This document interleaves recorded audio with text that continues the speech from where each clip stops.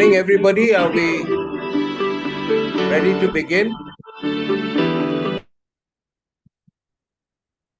A very good morning and a very, very warm welcome extended to all our panelists, our guest speakers, members of the audience. And we have a very important, a very appropriate topic for discussion.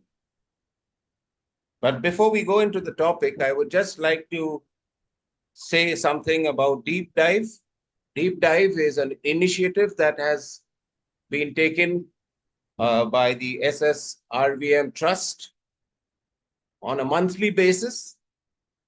Now, a little bit about the SSRVM Trust and what it does for people, not just in India, but all over the world. Education is meant not to just make us tablets of information, but living examples of high standards of ethics. Education is to make us such strong personalities which would spread harmony, bring progress, spread love and compassion. So says Gurudev Sri Sri Ravi Shankar. Sri Sri Ravi Shankar Vidya Mandir, that is the SSRVM Trust, truly adheres to this belief that the integration of skill development serves as the key to an effective education system. The importance of skilling in education today cannot be overlooked or brushed aside. Integrating skilling in the education system aids in unlocking a world of possibilities by increasing the efficiency, productivity, and competency of individuals. So skill development is the cornerstone of a student's journey toward personal and professional success. It is pivotal in unlocking their potential, aiding in holistic growth, academic excellence, self-confidence, life skills, adaptability, problem-solving ability, entrepreneurship, and employability. As they embrace the power of skill development, they equip themselves with the tools to thrive in a world where versatility and adaptability are very highly prized.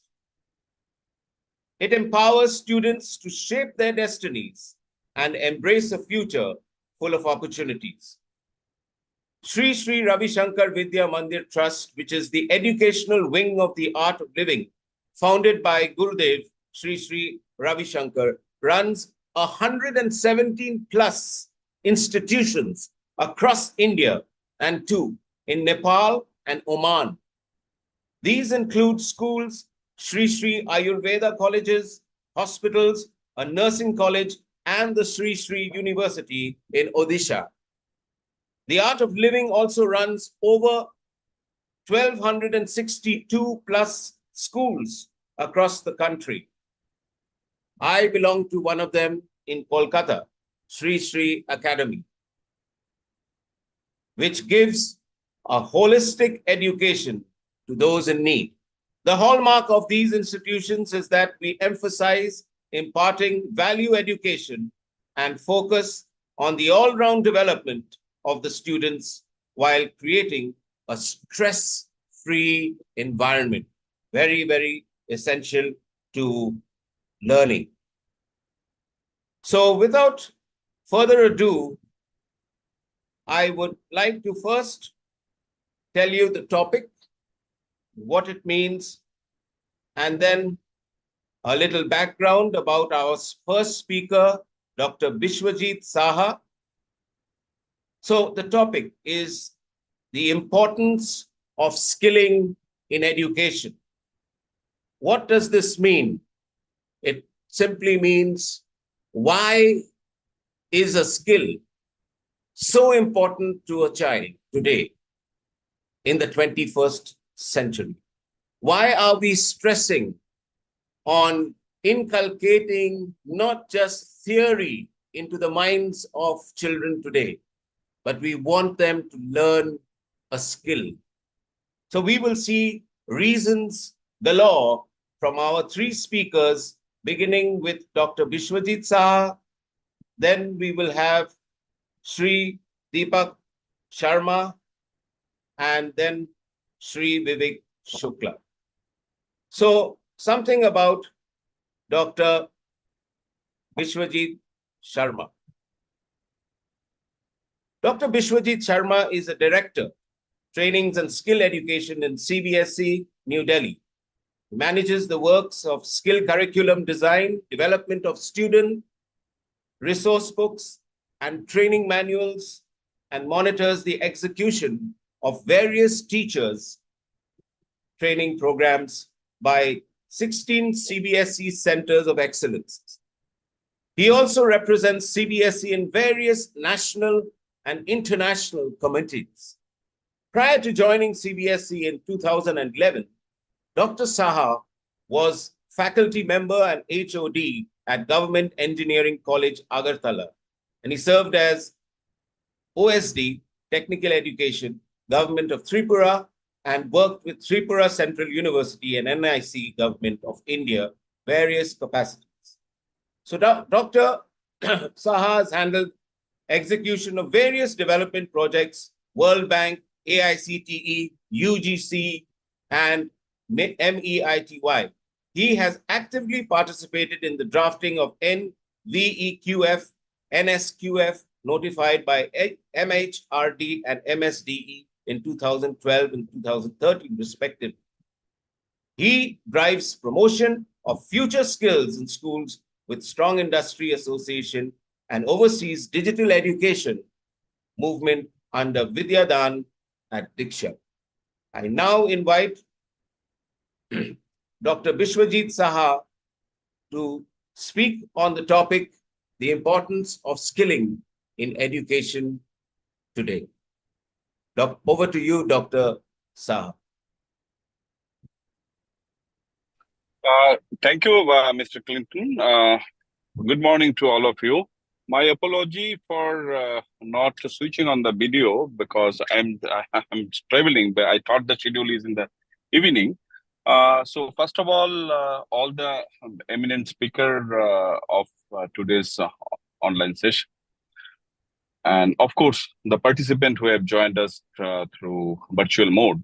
It's really great occasion, and first of all, let me convey my heartfelt gratitude to Sri Ravi Shankar ji, Gurudev, with whom's visions I think the great works are on the way. Besides spiritual activity, the way the education he is trying to visualize and especially catering the requirement of society.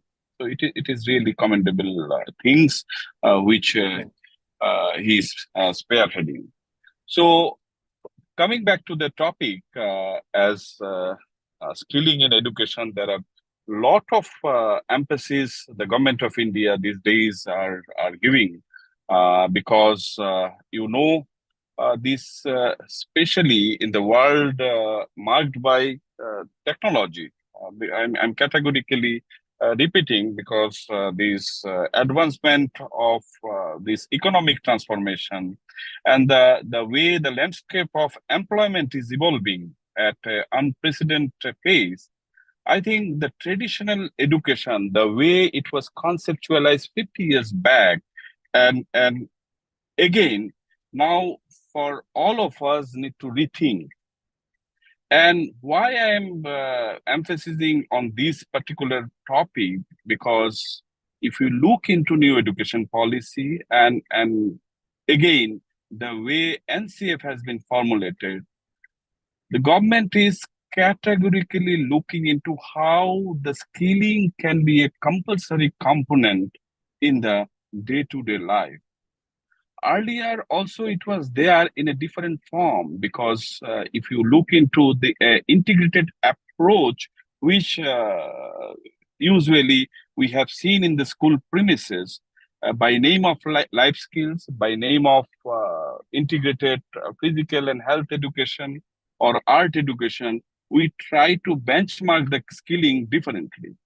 But now the government is focused how from grade 6 onwards, it could be a mandatory component, and also how it could be a part of the scholastic area.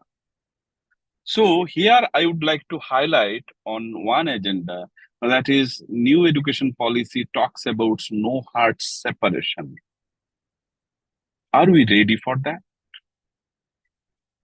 And here I want to appeal all the educationists and especially the school leader that mental readiness is very much required at this point of time. Otherwise, policy implementations would be difficult for all of us. So we have to ready to accept the change. As I have mentioned, that constant technological environments and again, the job market, the futures of job market. And if you look into the different reports published by World Economic Forum or even McKinsey reports, now the job role are completely going to be changed.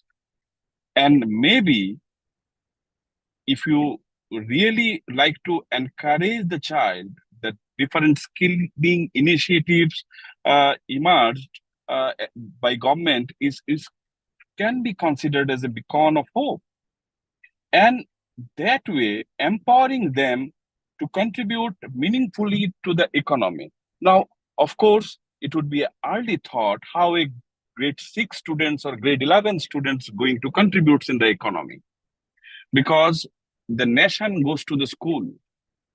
If you look into the gross enrollment ratio, the higher percentage of enrollment are there in the school. And with the initiative of Right to Education Act, with the initiative of Samagra Shiksha, the compulsory component of bringing the child in the school campus becomes a phenomenal. And in fact, here in school itself, if we can encourage them and empower them, I think if we follow the developed nation, especially the Germany and other European nations, that they have categorically conceptualized early skilling. And even in the Asian regions, both China as well as South Korea, they are constantly trying to train the child in the school premises itself.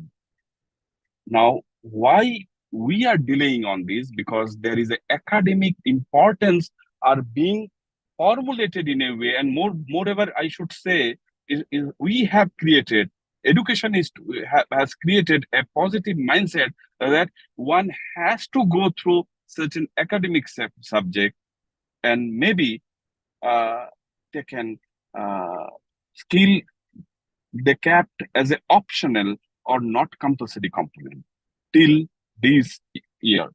So here, if we can really empower the child, then that's as formulated by NCF, as recommended by NEP, I think we have to create the story of our own. So my appeal through this online forum, how we can really create a minimalistic infrastructure in the school so that it's not that a particular subjects are going to be dealt under the ambit of vocational education or skill education. Rather, in grade 6 to 8, how a project-based learning, and that too also a multidisciplinary approach. Let the child in class 6 carry out 3 projects of different domain. It could be related to machine, it could be related to environment, and it could be related to human beings. So that way, and if you make it a compulsory component, at least for 30 hours for each project, and remaining 10 to 20 hours, you keep them for a proper presentation, then 110 hours we can really allocate in the school timetable so that they can really carry out some good quality work. And that way I think we can really empower. So at the end, if I quote Albert Einstein, that education is not the learning of facts, but the training of mind to think. So skilling enriches education by fostering critical thinking and problem-solving abilities and empowering individuals to navigate complex challenges with confidence. So my humble request to all the participants and all, especially the school teacher and educationists, is time to change your mindset, not completely, but kind of a business process re-engineering way, how we can give this kind of opportunity by creating a conducive environment in all Sri Ravi Shankar Vidya Mandir, so that the future of child can be scripted in different way, so that future of the nation in terms of empowering them to become a global citizen. So with that thought, let me pause here. I'm really sorry because let me pause here, and once again thank you to all the eminent speaker and participant, and of course organizers. Thank you. Thank you, Dr. Saha, for speaking so openly and so eloquently. You are indeed a glib speaker. And just to quote another quotation of Albert Einstein, because when you spoke about Albert Einstein's words, it reminded me of what Albert Einstein also said in this regard, that he would never create, he would never teach, he would rather create an environment for students to think. So I think we have to put the thinking caps on our students and start making them think. We have a number of questions, I'm sure, from our panelists or from the audience. If anybody would like to ask some questions. Dr. Saha, are you ready to accept some questions? One or two questions, because I Okay. just entered to the airport within 5 minutes. Okay. So can anyone very quickly shoot off a question? I have a question here. May I ask? Please.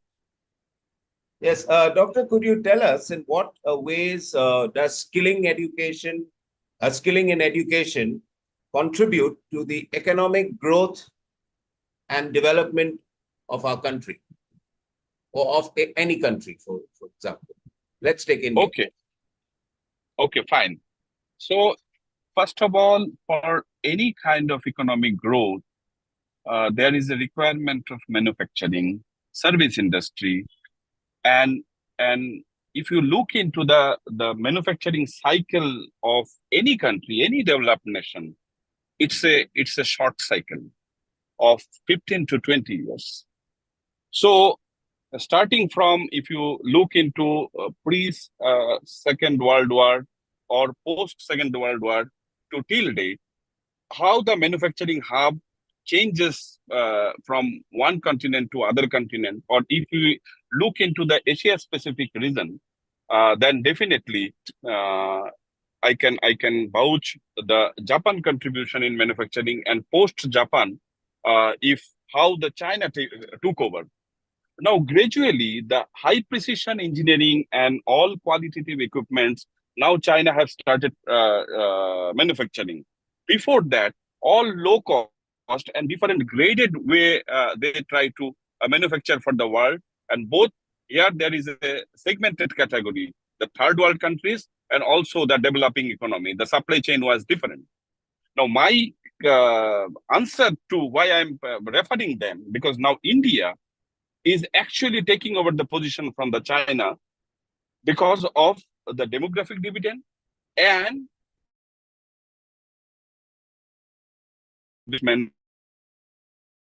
as well as in foreign fund. Now, considering this scenario, that means there is a huge manpower requirement. Industry, unless you have the competent manpower, I think that there would be a huge cycle loss. So, if from the side of the school, if we start training the student, maybe initially with basic know-how, so that they try to create an interest on the different segmented buckets. And gradually, once they drop out from the system, because you know, as on date, the country's gross enrollment ratio in the university level is not yet cross these two digits, especially the digit is stuck near about 26 to 35%. So that means there is a substantial number of 10 plus 2 pass outs are drops out from the system. There is a substantial number of pass outs drops out from the grade 10. Now, where they go? So, skilling in education or integrate with an integrated approach, if we try to empower them with a basic kind of know-how, when they join any service industry or manufacturing industry, I think they would be more competent than that of a normal graduate. So that way, gradually, it's a slow process. Overnight, we can't achieve so many things, but it's a slow process, so that in any pockets of the country, whether it is Tamil Nadu and rural part of Karnataka or any part of Bihar, take any examples, or even in Odisha with a lot of minerals, potentials and all. What about the manpower? The steel industry and other ancillary industry is actually struggling to get the manpower locally. So that means the manpowers they are hiring from elsewhere, and temporarily they stay, and some way that ancillary laborers and all, the unskilled laborers are actually from the local belt. But skilled laborers or skill employment are basically captured by the outsider. This is the very common scenario in every part of the country. So that means there is a skill dearth, there is a huge requirement, both for the Indian context and also for the global context. So that way, I think it is definitely our demographic dividend. If they are really skilled, then they can contribute to the country's economy by staying in India, or also if they go abroad, then also definitely the country's economy and growth will be there. Let me pause here. Right. That was very nice. And can I have one question, please? Yes, sir. Go ahead. Dr. Saha, accept my humble greetings. Yeah. Thank you, Ji. Thank you. Thank you. Okay, Dr. Saha, I just have one question. We had such brilliant initiative in 2021 for Junior World Skill Championship. I don't see it now. I wish that it should be religiously pursued, or maybe what's the way forward as the head of the skill with CBSE you see for Junior World Skill Championship? Yeah, actually, we are in discussions with NSDC. So a kind of skill Olympiad we are planning, and along with this Junior Skills Championship, because it's really a great work. In fact, we are doing a skill expo. This is again an annual event. Unlike our regional and national science exhibition, so regional and national skill expo would be a mandatory component under student enrichment activities at CBSE. We introduced from the last year, so this year it would be similarly as you have suggested. This Junior Skill Championship we are again planning to launch. Thank you. That's great. I hope it comes every second day. Yes. So I'm sorry once again. My apology. I have to leave because I have already reached to airport. So please carry on. Thank you, Clinton ji. Thank you, doctor, and have a safe flight. Thank you. Namaskar. Bon voyage. Yeah. Coming up next is another equally eloquent and glib speaker, Shri Deepak Sharma ji. He has been a trustee of Shri Shri Rural Development Program Trust under the Art of Living Foundation since 2011, right? He has been instrumental in starting numerous initiatives and leading them to success from its nascent stage. He has played a key role in initiating skills training programs under the Art of Living. Currently, there are over 101 skills training centers where approximately 4.75 lakh youths across India, that's a big number, have been trained in over 36 trades. This is fabulous, sir. Please embrace the topic, develop it for us, break it down for us, and help us understand why skilling is important in education today. When I heard the topic, Mr. Clinton, skilling in education, I couldn't refrain myself from thinking that it's both ways, skilling in education and education in skilling. Because, today's skilling has become such a compromised subject. I remember in 2011, in 2009, we had got a project from the Ministry of Home to rehabilitate around 3,600 surrendered youths in Northeast. And we were giving them behavioral training and skill development. So in 3 years, around 3,500 plus youth in Manipur and Assam were rehabilitated by Art of Living in skill development. And I was leading that project. If Jaina ji remembers, she used to collate the data from the secretariat. And then Gurudev once said, why did these people become militants? And I said, Gurudev, they don't have love for the country, but they didn't have anything else to do. So a gun gives them respect. So Gurudev said, can they get the same respect with a screwdriver? Why don't we set up skill development centers? And that was 2011. And today we have, like you said, we are one of the best institutes in the field of skill development in India. So much so that, we were just talking about world skills. One of our centers in Noida, they actually run training programs for Indian youth going for world skills in the field of plumbing. So we have state-of-art skill development centers which are running. And Gurudev's vision for skill development is will and skill. So normally there has been a very strong compromise on the behavioral aspect of an individual when they talk about skilling. And here, if the will is not there, then there is no point in having any skill. And if the will is there, the individual automatically gets the skill. That's what we say. So the behavioral transformation, the youth leadership training programs of Art of Living, they really inspire youth to do something for their family, then for their village, for their state, for their nation, and eventually for the whole world. So with that intention, Gurudev's vision, we set up skill development centers. Now, coming back straight to the topic, I would love to take questions. I'll be very brief. The importance of skilling in education. When we look at skilling, what is skilling? Skilling is confidence.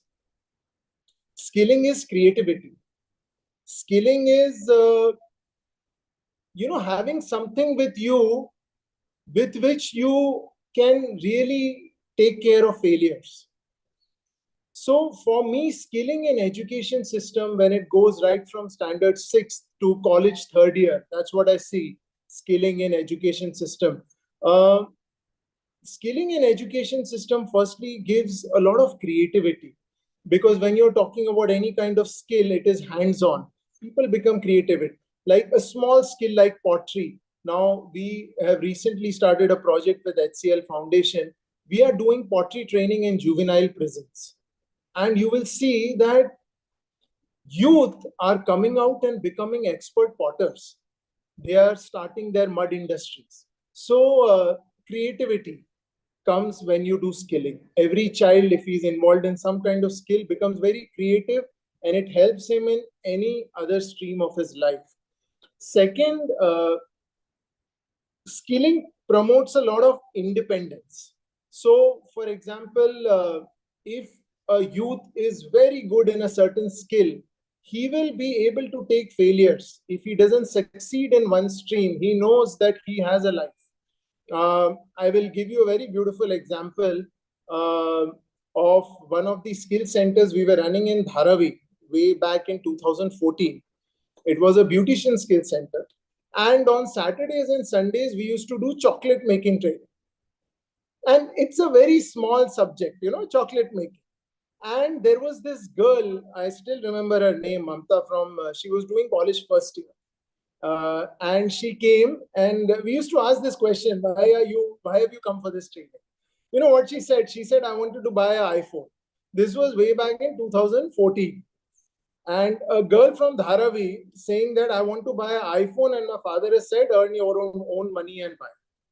So I mean, and as far as after 1 year, I was tracking her chocolates were being, distributed by Tata, the Tata cars, Tata Motors, when they sell a car and they give a box of chocolate. She became so famous. So skill development promotes independence and creativity and an ability for a child to withstand failure. Today, children, they cannot take failures because they think that what will they do after this? So that is the importance of skilling. And lastly, nation building. You see China. There's a story of a Chinese college which made the first, these tea, these ready-to-drink tea which we have, the powder. So spray-dried tea, and they converted into powder. It was a prototype which was given by a Chinese industry to a college, saying that it was like a project, like what sir was saying, that we should give projects. It was a project which was given to a college, and a group of students, they converted this project into a world-class product, which now China is famous for. And there are so many prototypes like this. They used to take products from Australia, America, give it to colleges. Children used to make prototypes and give back to industry. So a lot of industry interface happens for a youth at a very young age, and he becomes industry ready. Today, if you see in places like UP, you have MBAs who don't have a job, but you will not find a driver who doesn't have a job. Drivers are in demand. They in UP, they get more than sometimes. So, I mean, if a youth coming out of college wants to start a taxi service, what's wrong in it? So skilling needs to be looked at like that for a youth. And I feel that nation building without skilling is impossible. And youth are the future. And when you have confidence, when you have independence, then you truly become an entrepreneur. You can take risk. You can say that, no, I want to prepare for IAS. What if I fail after 3 years? At least I'm a good baker. So I will have my, but I want to prepare for IAS. So that confidence comes when you have a skill, when you are good in something. So that is the role of skilling. I was told that parents are here listening to this. I will really request all the parents and teachers to promote skill development, because skill development will not take away education from an institute. Skill development will give confidence to a youth to do what he wants to do. So just, I would like to share, and Gurudev's vision is there. We are a same part of the family, and whatever skill center is run under SSRDP is actually SSRVM skill centers. So it's the same family. And with that note, if there are any questions, I would love to take them. Thank you. Thank you, Clinton. Thank you so much, sir, for elaborating on this subject, which is the subject of the century, the need of the hour, so to speak. And so we definitely have a plethora of questions to ask, but we don't have the time now to ask all those questions. But I think we can take 1 or 2 questions. Do we have any questions among our audience? So Vivek ji, sir, if you have any question, Jaina ma'am, if you have any question.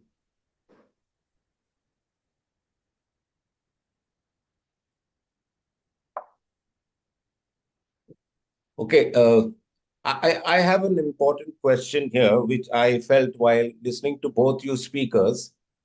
I'm just keen to know what are the challenges. What are the challenges that educators are facing to implement skilling initiatives? And what are the strategies? Do we have any strategies to overcome these challenges so that we can adopt these and foster a culture of continuous skilling among our students? Clinton ji, the biggest challenge which we are facing in the field of skilling, educators are facing, is the inability to take skilling seriously. Maximum of the colleges, we are doing NEP for numerous colleges. Maximum of them take skilling as a compulsion. Oh, we have to do it. Let us do 3 sessions, for example. So what after skilling? Is there an industry connect? What is the vision? I mean, if we skill a youth, we have to take him through a journey. And that will happen when we take skilling seriously. That ability to take skilling seriously for a teacher and for a parent, to say that no, skilling is not compromising on education and my science and math subject, but it will complement a youth, like arts, like music. We have not taken arts and music also seriously in education. It's just an SUPW subject. So I don't know. I mean, I should not become biased, but taking skilling very seriously as as a serious subject is, I think, one of the biggest challenges we face when we talk. And second is the industry connect. So when we are skilling, we should have a good industry partner, because industry knows what is needed for skilling. Because like every skill of ours, electrical, we have Schneider as a partner.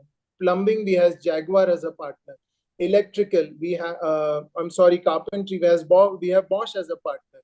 Masonry, bar bending, we have L&T as a partner. Mobile repairing, we have Samsung, we have Supertron as a partner. So these are the partners who have an industry interface. Every month they speak, they interact with the trainers, and most of them, they take them back or even give employment opportunities. Like for Jaguar, there is an open offer for anyone who does 3 months of plumbing training to set up a service center. In Schneider, we have an open offer to set up a shop for renewable energy. So, again, I mean, this again comes from the first point, when we take skilling seriously in the ecosystem. I think that is one thing which we feel is missing. Obviously, good equipments, that comes with the training partners. Teachers training program, that also, a trainer who is teaching should be trained on industry standards. That comes with the training partner. So these are the 2 things which I feel is needed, and SSRDP specializes in these 2. Third, the behavioral training with it. There is a compromise, very strong compromise on behavioral training. I mean, the person who, going back to one of the worst rape cases in India, I always put that forward when I talk about behavioral training. In Delhi, he was a very good driver. He was an excellent driver, but he was not a good human being. So what do we want to do? We want to create good electricians, carpenters, drivers who are addicts, or we want to create good human beings who are good, skilled properly. So these are the 4 things which I feel is missing in the ecosystem. Right. What you said is absolutely right, especially the last statement, wherein, it's like putting the cart before the horse. You have a good driver or you have a good technician, but he is far from being a human being. It's important to be a human being, but it's far more important being human. That's a very nice answer from sir. Do we have any other question? I was just thinking that, can we use, or rather, how can we use what we have already, such as AI, technology, the World Wide Web, Google? We have these things at hand. Can we use these to enhance skilling? We have a beautiful program called Himalaya Unnati Mission, in which we are partnered with a lot of colleges. So I went to a college in Rishikesh, and a 12th standard student was patenting a technology in which he has used shoes, and he has created sensors, both straight sensors and below sensors, which will be used for blind people for walking. And it's connected to a chip, which from his home, a mother can see where he is walking, in which location the child is or the youth is, and it can be tracked. And he's patenting that technology, a 12th standard student. So, unfathomable is the expanse of skill development. The creativity which it creates in a youth. He's a commerce student with very less knowledge of IT, but he is doing it. So, a student studying accounts and bookkeeping can do something like this with skilling. So it's huge opportunity, Clinton. Wonderful, sir. That I'll remember. And I'll definitely discuss it with my students as well and give them some ideas. So that brings us to our final speaker, Vivek Shukla ji, founder of CEO and educator of SUYOGYA, a science graduate who has done his MBA in marketing, finance from Department of Management, now University School of Management, Kurukshetra University. During his MBA days, he says he not only conceptualized and executed a number of first-time initiatives in the MBA days, in the history of department, but also wrote few research papers, one of which got published at the event Management Research Conference organized by University Technology Sydney in 2005. So I request Vivek Shukla ji to kindly come on this virtual stage and speak to us on the topic, giving his views on the importance of skilling in education. Over to you, sir. Thank you so much, Sullivanji. Thank you so much.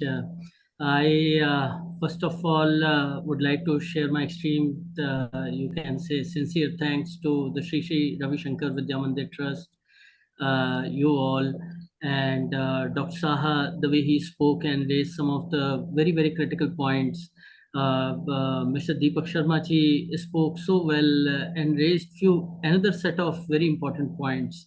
So without taking much of the time, I would like to raise some of the areas which may find a lot of importance with all the audiences and speakers here as well. I would like to start with the statement that world leadership is Herculean, so is the world-class craftsmanship. And this craftsmanship has a lot of skill development and competency based development inside it. Without it, it cannot be achieved. And when we say world class world leadership, we cannot achieve it without every single individual or the young, you can say, the generation which is about to come in the real world, maybe crafting them the way they go and lead the world is what I literally look forward to. Our initiative, SUYOGYA initiatives, is primarily envisioned to unlock our beloved Bharat for the world leadership. And when we say this, you raised one question with Dr. Saha that, okay, how is skill education going to impact the world, the economy of any country? I would like to start from there only.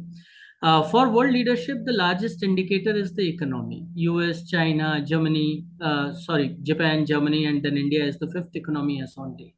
The economy of any country depends upon the industrial, technological, and societal revolutions happening in those countries. You rightly picked up, we also discussed in this webinar only. I would like to add that, okay, the industrial revolution, which started off from UK, had a lot in US. Then the technological revolution is started off 100 years back, 150 years back, about the industrial revolution. Then the technological revolution, which came up with US, the Silicon Valley, which we all talk about, is based out there. And you pick up any top-notch world, you can say, company, be it Microsoft, Nvidia, or Apple, Meta, Tesla, they all are based out of there, and they are all depending upon the technological revolutions, or maybe the societal revolutions which impacted Russia, France, and other countries. My point is that these revolutions depend on the inventions and the innovations which are happening in those countries. So if in case we look into the current barometer of patents, we find that current world leader is, or maybe the India has currently approximately 23,000 patents in force as per World Intellectual Property Organization report of 2022, the latest report of 2022. In comparison, we see an incredible increase when we reach out to South Korea, which is at 9,30,000. Both US and Japan sits on plus minus 16 lakh patents in force, while India has 23,000. When we talk about the world leader, China is leading with approximately 34 lakh patents. So if in case we put China at 100%, India is standing miserably at less than 1%, approximately 0.71. So skilling, understanding, conceptualization, application, and finally the result orientation is something which is of critical importance for our youth, and we need to deliver our pedagogy, assessment, and everything in a very different way if in case we literally want to achieve this Herculean vision and the vision of every single individual who is listening to this webinar and of the country as on date. Now that patents depend upon the quality higher education which is happening in the country.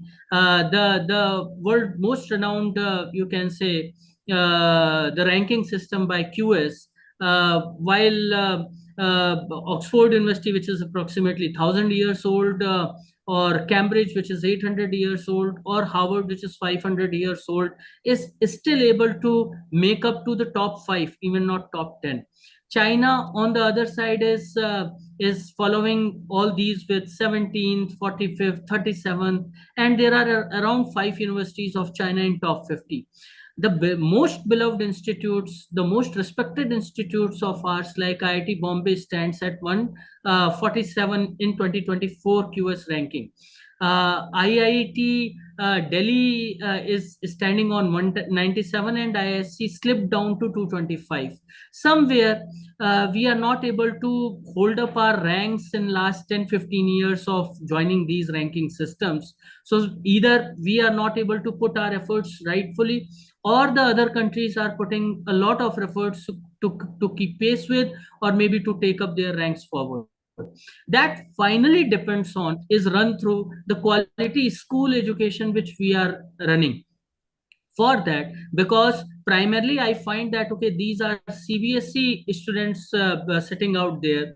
The skill definition needs to be defined for different competency levels. So while as Deepak ji raised the concern, Dr. Saha raised the concern that, okay, the unemployment is one of the biggest, you can say, problem in the nation, and I 100% agree that with rightful skilling, we can literally take that to zero level, or otherwise it would not be incorrect to say that unemployment should not stand up if in case we are rightfully skilling our younger generations. On the contrary, or in addition to this, if in case we look at those children who are literally putting up a lot of efforts, who are at the top of the competition, are literally firing up in their secondary classes, I feel that this particular skilling can have a literally different kind of meaning for them. I take a very quick example of music, as Deepak Sharma ji raised this, that okay, art and music is differently taken up. I ask these questions to the IIT professors, directors, and all the senior ones in the top-notch institutes, that okay, how is India living music, art or science? So when I get to get the answers and so many things, I feel that okay, when we talk about music as technology, so in terms of music technology, we pick up, you can say, any instrument. The most common one is you can say the keyboard, and we have different brands like Roland, Nord, Pileprobe, or Casio, Yamaha out there. The same way for the percussion devices, the same way for our, you can say, vocals, mics, sound mixers, audio interfaces, or if we take it forward to video editing, audio editing, which is related to computer science, or maybe we take it to the camera system like Nikon, Fujifilm, Canon, and all such brands are there. Or otherwise, we talk about public address system like Bose, Fender, or other companies, or maybe the AI, ML, or upcoming technologies which are already, you can say, disrupting music. You would find it really difficult that okay, if in case a particular song or a music is being created by artificial intelligence, that is technology, or by some human interface. So considering that, we have rarely any institute in the country which has a music technology lab. So any child, I'm coming down to the school education and with you, the parents and the students. So any child who is learning music at the grade of class 3, class 4, class 5, normally parents or even the school education system sees that okay, this is the career way. No, this is not only the career way. When you take it forward, when you merge technology into it. So I had this question to the senior professor of CSE IIT Delhi. When I asked him that okay, he shared a lot of, you can say, inputs and the factors, hurdles. I told him that okay, sir, if in case a new, you can say, entrant in IIT Delhi enters your school, that is computer science, which closes up in 110 ranks of JEE Advanced.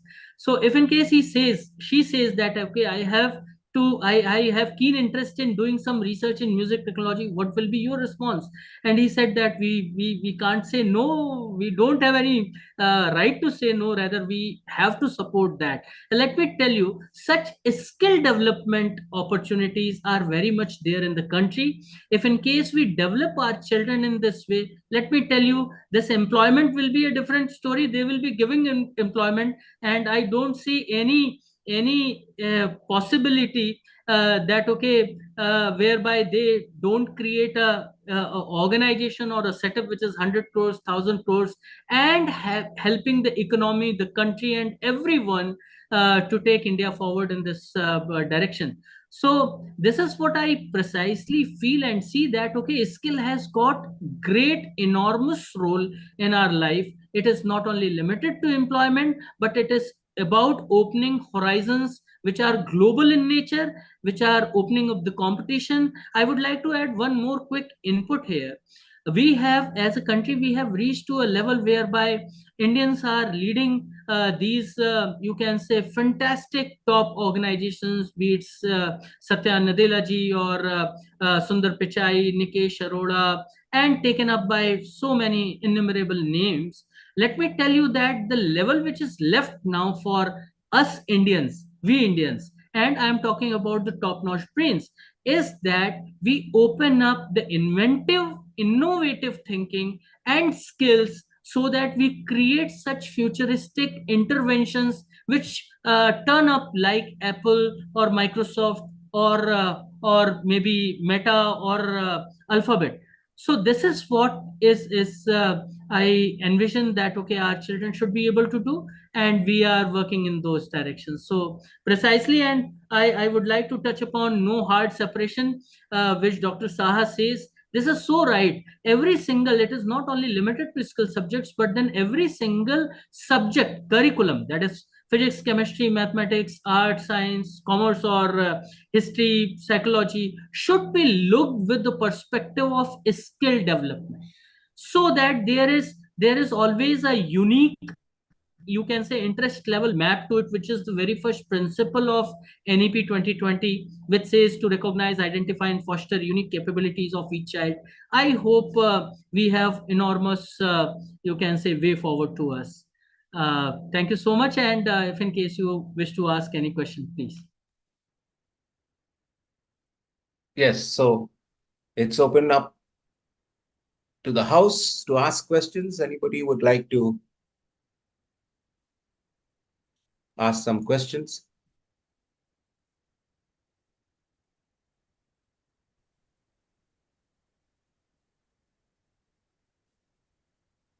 Well, sir, I would like to. It's something that is very closely connected with our lives, and that is employability. So, skilling in education today, can you explain to us how does this enhance employability in the competitive job market? Even let's say 20 years down the line, 20 years in the future, how will skilling today enhance students' employability? So that's a great question, Sullivan ji. And skill development is very futuristic in nature. As Deepak Sharma ji rightfully raised that, okay, skill generates confidence, or it goes hands in hand with confidence. So if in case you become confident enough, I hope a lot of things you can open up for you in the coming life. Skill development opens up creative thinking. Skill development opens up critical thinking. Development opens up, you can say, futuristic thinking. So when you skill development opens up rightful designing of the pathway, and ultimately how to execute something which you are envisioning for. So while we have so many skill areas whereby we can learn all these things, as we grow in our curriculum and the years, the children get to understand or identify, you can say, rightful interest areas for them. And if in case they have been able to earn those skills, you can say, learn those skills, so they become confident enough to take up such, you can say, difficult tasks, which are there and aligned for the future. And I hope once those things are done, the employability, the question of unemployability or the employability, going up with different jobs, or maybe adapting to the changes of the future, they will not be much in the questions, though the life is very difficult. But the more we are confident, the more we are learned, the more we learn how to learn. Let me tell you, adaptability is going to be the key word forward, and skill development is at the foundation.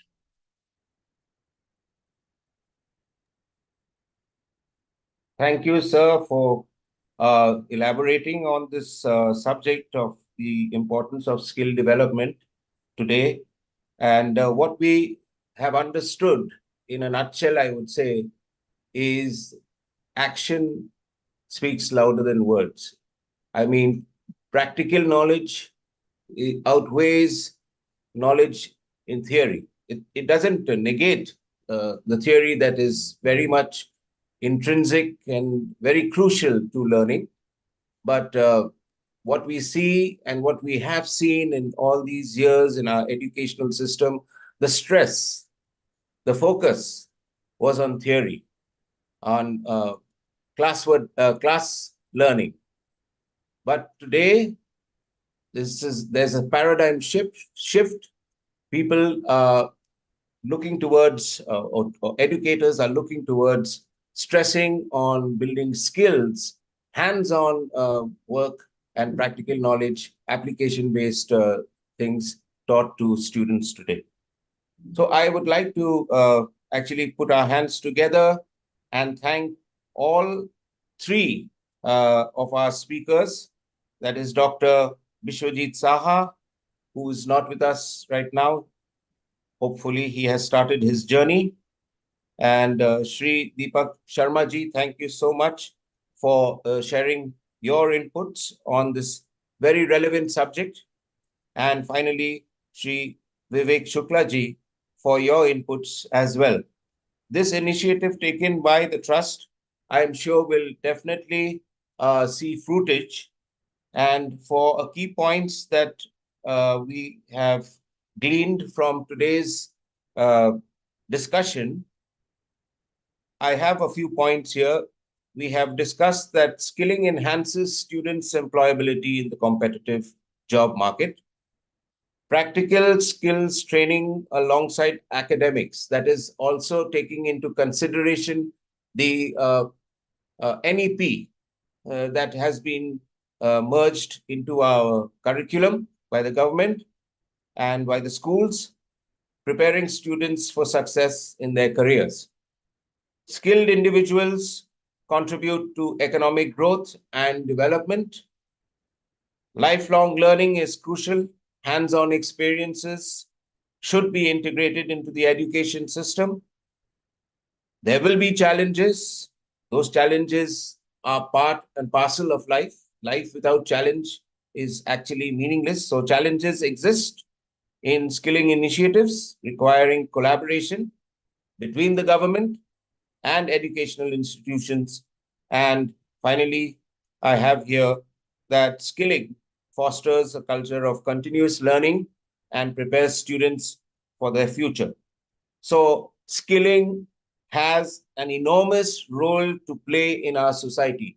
And we can't leave this, this hard task or this challenging task only in the hands of the educators. It is the task of the very parent that brings a child into this world, that brings his or her son or daughter into the world, to also bear this responsibility of helping children to build skills. In their homes, they can teach them simple things, how to cook, how to go to the market and do some shopping so that they learn practical mathematics, etc., etc.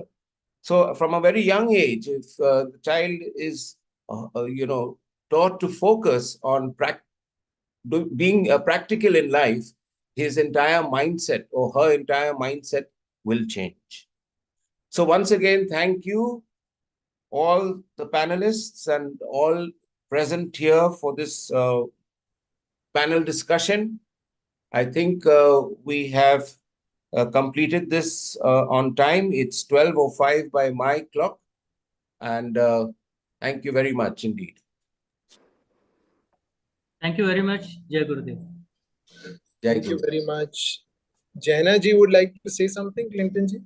No. Yes, I would like ma'am to say a few words to us. I think she is not there.